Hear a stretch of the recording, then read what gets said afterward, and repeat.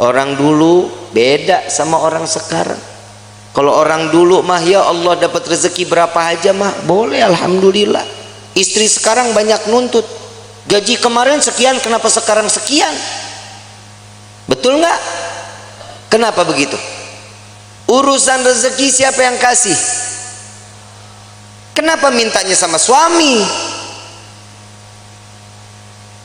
Mintanya sama Allah, tapi doanya di samping suami.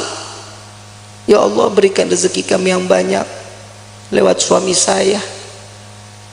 Samping telinga ngomong kalau lagi tidur juga, ya Allah lipstik beak. Rumah tangga itu dijalanin bukan dipikirin, betul nggak? Jalanin rumah tangga. Ya ada kerikil-kerikil rumah tangga ya wajar. Kita jalan aja kadang suka ada yang bolong jalanan, betul? Saat dimana kerikil itu ada, itu pembelajaran bagaimana caranya kerikil itu hilang. Ambil sapu singkirin, jangan ditimbun, bakal jadi gede. Orang lewat susah. Yang namanya rumah tangga itu jalanin. Jalanin semata karena apa? Karena Allah, cari ridho, selamat. Yang namanya manusia itu ditegur lewat perkataan Allah, takwanya yang diingetin. Kenapa? Karena pernikahan itu wajib dijalani dengan ketakwaan, dengan ibadah kepada Allah. Suami istri kalau jalan ibadah sama-sama di hadapan Allah dengan mencari keridhaan Allah, selamat rumah tangga kita, ibu bapak. Selamat. Ibu bikin kopi, ridho, ya Allah saya ingin bikinin kopi buat suami saya, jangan dicampur sianida, pahit. Bikin karena ridho. Kehidupannya apapun senyum. Tadi saya bilang jangan takut saat nanti setelah pernikahan rezeki kalau Allah lagi kurangin, terima aja. Ujiannya tuh di dalam hidup kita. Itu ujian pertama. Kadang ada, pernah dengar nggak, orang baru nikah 2 bulan 3 bulan cerai? Ada nggak? Ada. Kenapa? Karena tidak menerima hasil apa yang telah diberikan oleh Allah. Allah udah jamin di dalam Al-Quran, fa inna ma'al usri yusran, inna ma'al, setiap kesulitan pasti ada kemudahan, ada jalan keluar. Gak mungkin setiap jalan keluar itu buntu, gak mungkin. Allah menetapkan satu ujian kepada setiap hamba, pasti hamba itu punya kekuatan. Allah gak jahat kayak kita. Kadang kita nyuruh orang seenak-enaknya, itu orang gak mampu juga kita harus wajibin. Tapi kalau Allah memerintahkan kita karena tahu Allah ini manusia ini mampu, ini orang tahu cara jalan keluarnya, Allah kasih jalan keluarnya. Wa wajadaka dhalam fahada. Allah kasih petunjuk di dalam kehidupan. Ini ayat buat siapa? Nabi SAW. Saat Nabi berjumpa dengan 2 arah, harus kemana? Ke kanan kah? Lurus kah? Ke kiri kah? Kemana? Tapi Allah kasih petunjuk jalan. Makanya di dalam rumah tangga petunjuk itu wajib kita cari. Bagaimana caranya? Tahajud jangan ditinggalin, sholat duha jangan ditinggalin, sholat taubat, hajat, minta sama Allah. Kenapa? Saat seorang istri sujud, saat seorang suami sujud, ini akan mendapatkan pandangan kasih sayang oleh Allah. Insya keluarganya pasti sakinah, aman, tenang. Yang kedua, mawaddah. Mau apapun kendala di dalam rumah tangga tetap ngegemesin. Tahu ngegemesin? Bercanda tuh di dalam rumah tangga harus. Suami istri jangan tegang-tegang. Cuman nanya, gaji berapa sekarang? Lu berapa? Gue sekian. Banyakan gua. Jangan. Saling. Bercanda bagaimana? Sekiranya yang dilihat istri suka, suami suka. Ada kisah ini, Sayyidina Ali karamallahu wajha, menantu Rasulullah SAW, pernah ada konflik saat Siti Fatimah berbicara Saat Siti Fatimah berbicara itu, Sayyidina Ali ngerasa tersinggung, wajahnya berubah, gak seneng, tapi gak berani untuk ngucapin. Sayyidina Ali, kenapa? Karena memandang, ya Allah, ini anaknya Nabi, saya marah, saya takut dosa. Enggak dibicarain, tapi masang wajah berubah. Siti Fatimah sadar, salah ucapan saya, minta maaf. Langsung minta maaf sama suami. Enggak dijawab, keliling sambil nari-nari. Sambil nari-nari. Begitu selesai nari-nari, bikin lucuan, sampai Sayyidina Ali tertawa, senyum. Maka disitulah Siti Fatimah datang kepada Rasulullah sallallahu alaihi wasallam. Ya Rasulullah, tadi nih saya ngerasa ada salah bicara sama suami saya. Langsung mukanya berubah, Nabi ikut berubah. Belum selesai bicaranya Siti Fatimah, Nabi juga berubah. Kenapa? Hei, engkau tidak akan mendapatkan keridhaan Allah, engkau akan dilaknat oleh Allah. Tar dulu, saya sudah berhasil membuatnya dia tersenyum. Apa yang kau lakukan? Saya menari-nari, entah berapa puluh kali saya keliling-keliling di depan wajahnya, sampai keluar senyuman. Apa kata Nabi? Maka saat dia tersenyum, Allah buka pintu surga untukmu, maka Allah kembali ridha kepadamu. Pak, Bapak, esok kalau istri marah-marah, panggil topeng monyet, suruh main, suruh dia joget di depan kita. Jangan malu, Bu. Ibu punya salah, ngomong minta maaf. Nggak tahu salahnya di mana, tetap minta maaf. Bib, kalau yang salah suami, tegur baik-baik. Jangan didiemin sehari, 2 hari, 3 hari. Ini bahaya. Ini kadang di rumah tangga suka begitu tuh. Kadang kalau lagi ribut rumah tangga, main diem-dieman. Saya lagi bingung, ada suami istri kalau ribut diem-dieman. Lu tinggal serumah, lu diem-dieman, lu kayak anak kos. Yang namanya masalah di dalam rumah tangga, obrolin, jangan didiemin. Kenapa? Itu akan menjadi bom waktu. Setan gosok tuh hati kita, setan masuk ke dalam pikiran nih, kuping kita dibisikin terus. Jangan dikasih maaf, jangan, gak usah perlu minta maaf, jangan dimaafin. Itu pasti syaitan akan ikut campur. Kenapa? Syaitan gak bakal pernah terima ngelihat rumah tangga utuh karena cari ridha Allah. Syaitan gak bakal diam.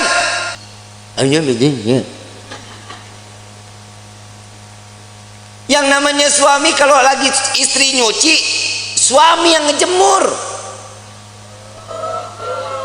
Emang gak ada suami yang begitu di sini? Nggak ada. Tukar tambah, Bu.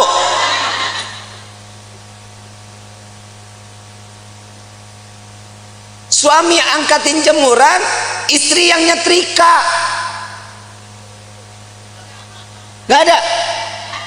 Suami yang ke pasar, istri yang masak. Nggak ada. Ya derita lu dah. Ngeringanin beban istri itu salah satu pahala untuk suami. Minimal saat suami istri lelah, pundak kita berharga, Pak, buat istri. Saat istri mengadu, yang aku capek hari ini, sini saya, sini. Gak ada yang begitu, gak ada. Berarti di dunia laki gue doang yang begitu tuh. Lah ngapa lu? Lah bini-bini gua. Ini fungsinya mawaddah, saling manja, gemesin. Tuh tingkah laku yang begitu aja ibu pada teriak. Kenapa? Gemes banget begitu. Yang ketiga, warahmah, hibur kehidupannya dengan kasih sayang. Pegangan tangan, rahmat. Allah turunin kasih sayangnya, rontok dosa kecilnya, pandangan-pandangan mata, cintanya makin tumbuh. Tapi Pak, jujur, kita jadi suami banyak ngedoain istri, istri belum tentu doain kita, Pak. Lah emang benar, Pak. Boleh dipercaya mau enggak, Bapak ntar tidur pandangan-pandangan mata. Yang namanya suami ngelihat istri, pasti di dalam hatinya, ya Allah, istri saya capek dari pagi sampai gini hari, belum ngurusin saya, belum apa-apa. Ya Allah, kesian. Jadiin semuanya, capeknya, lelahnya jadi nilai ibadah di hadapan-Mu ya Allah. Itu suami doanya. Kalau istri ngelihat kita Pak lagi tidur, pandang-pandangannya, elah laki gue begini banget, mana mata belok, hidung pesek, hitam, hidup lagi. Tuh istri begitu. Tapi ingat Pak, semua apa yang dilakukan oleh seorang istri contoh dari suaminya. Bapak mau lihat istri wangi, Bapak juga tampil wangi dong. Ya, jangan tiap hari pakainya 1000 bunga, 1000 bunga, 1000 bunga. Istri juga enak pakai yang kerenan gitu. Hahaha. Betul kan Bu? Tapi memang istri itu dituntut wajib wangi di depan suami. Lu mah kagak. Mana apek, bore mason, cap kampak, GPU, kan? Bu, jangan lu dah, Mayang aja. Mayang, ini kan malam pertama nih, Yusuf, iya. Ini dalam hatinya, Habib udahan ke. Mayang, tampilnya sebagaimana pengantin baru terus sampai mati menjadi pengantin baru. Ya, minimal kalau tidur nggak males pakai bedak, pakai lipstik. Ya, Sup ngomong, yang aku paling suka deh ngelihat kamu kayak gini. Puji. Seorang istri itu paling seneng Sup kalau dipuji. Yang hidung kamu tuh kayak baskom.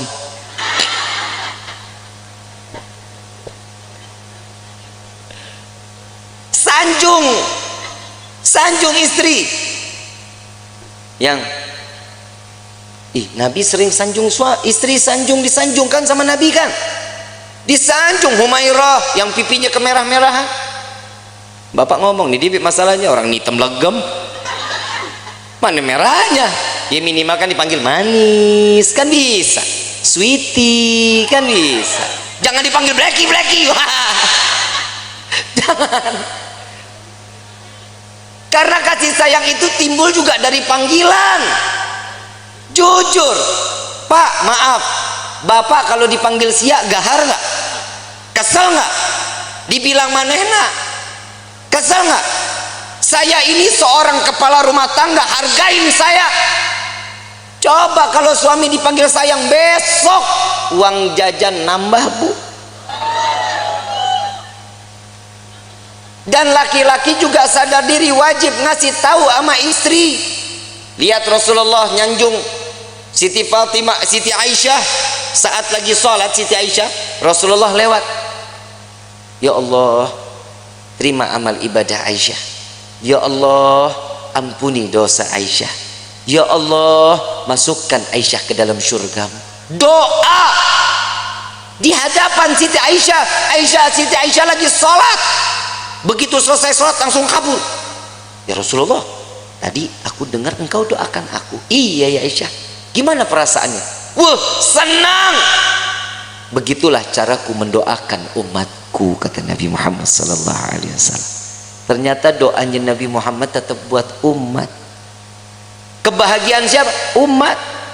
Makanya orang yang menikah itu mencontoh sunnah Nabi Muhammad SAW. Makanya ibu, yang namanya suami nikah jangan banyak aturan. Suami mau nikah lagi, kasih. Emang apa? Perih. Lebih perih suami ngelihat lo cemberut mulu. Betul Pak? Pulang dari pagi sampai sore ngelihat istri udah begitu aja modelnya, dari mulai bangun tidur sampai sore begitu. Muka demek, rambut berminyak, begitu dicium ya Allah bau kompor. Bu, mau suami betah di rumah mau? yang rapi dong.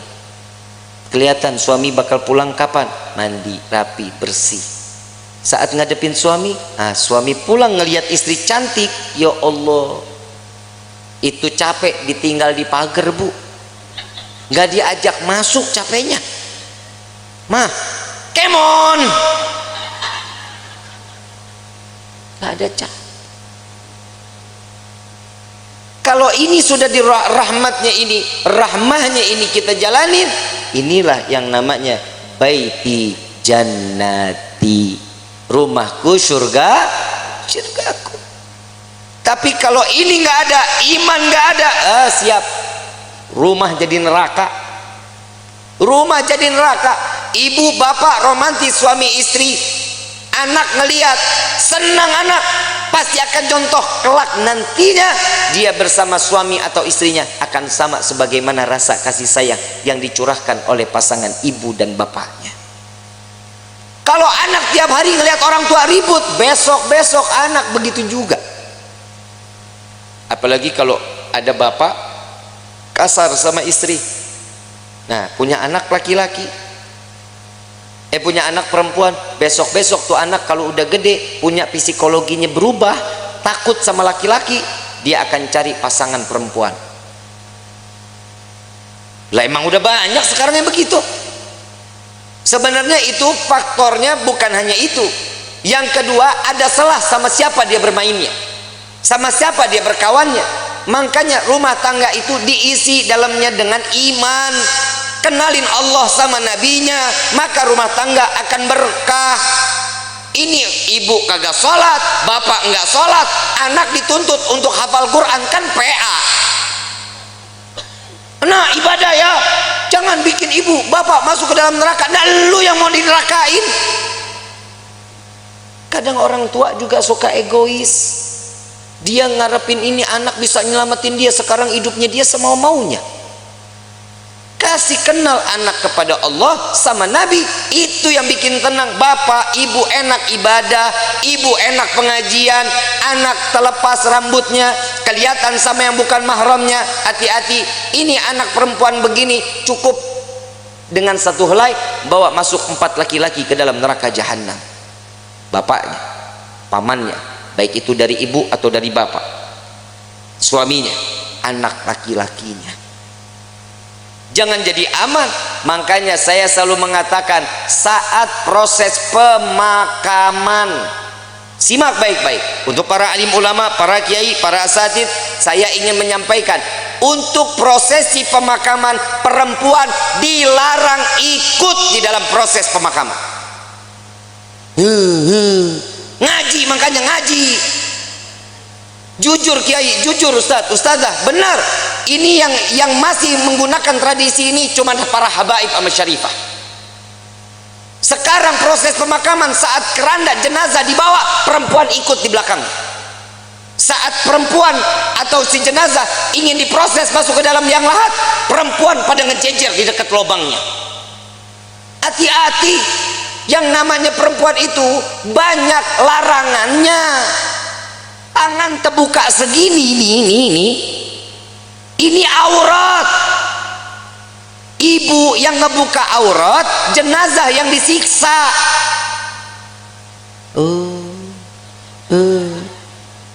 Ini tolong Pak diumumin.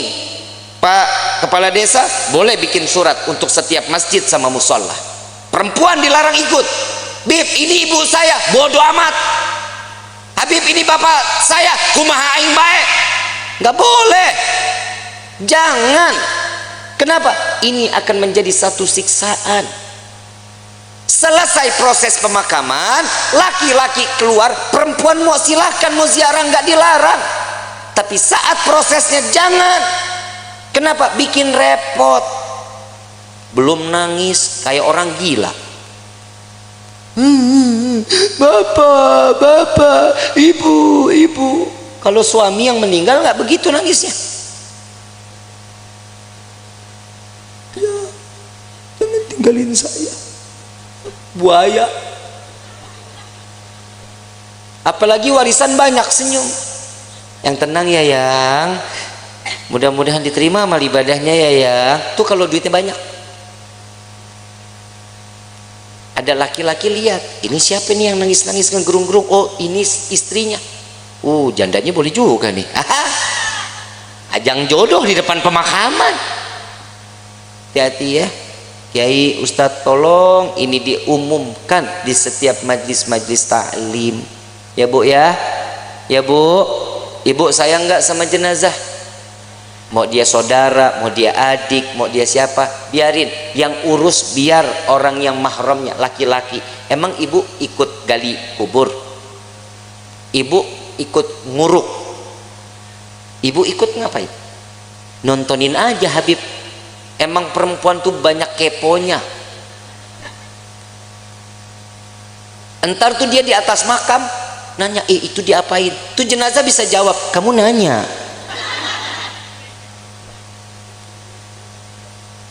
Bahaya ya. Jangan ya Bu ya.